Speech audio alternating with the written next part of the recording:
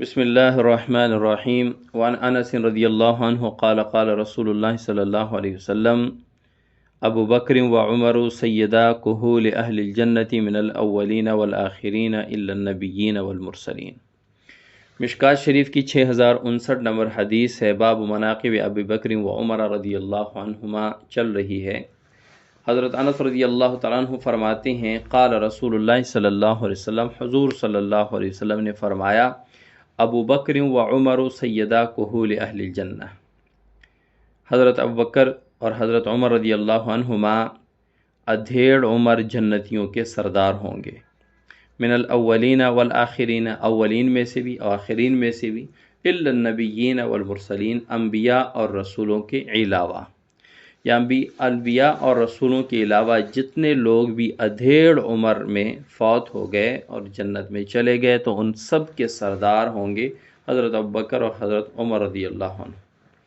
جس طرح حضور صلی اللہ علیہ وسلم نے حضرت حسن اور حضرت حسین رضی اللہ عنہما کے بارے میں فرمایا الحسن والحسین سیدا شباب اہل الجنہ، حسن اور حسین رضی اللہ عنہما جنتی نوجوانوں کے سردار ہوں گے۔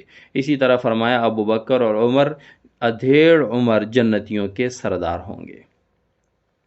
یہاں ایک سوال تو یہ ہوتا ہے کہ جنت میں تو سب نوجوان جائیں گے، اور یہاں پہ فرمایا کہ ادھیڑ عمر جنتیوں کے سردار ہوں گے۔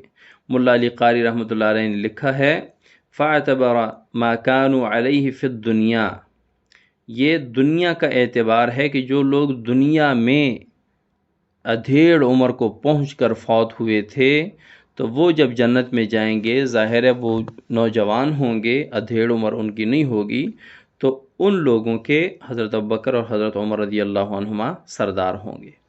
اور ادھیڑ عمر شروع ہوتی ہے 30 یا 33 سال سے لے کر 51 سال تک، یہ درمیان کا جو عرصہ ہے، جو عمر ہے، اس کو ادھیڑ عمر کہتے ہیں۔ تو حضور صلی اللہ علیہ وسلم نے ابو بکر و عمر کو کیا شان بیان فرمائی ان دونوں کی کہ یہ دونوں جنتی ادھیڑ عمر کے سردار ہوں گے۔ تو جب ادھیڑ عمر لوگوں کے سردار ہوئے تو نوجوانوں کے تو بطریق اولا سردار ہو گئے۔ تو اس کا مطلب ہے کہ انبیاء اور رسولوں کے علاوہ حضرت ابوبکر اور حضرت عمر رضی اللہ عنہما سب جنتیوں کے سردار ہوں گے۔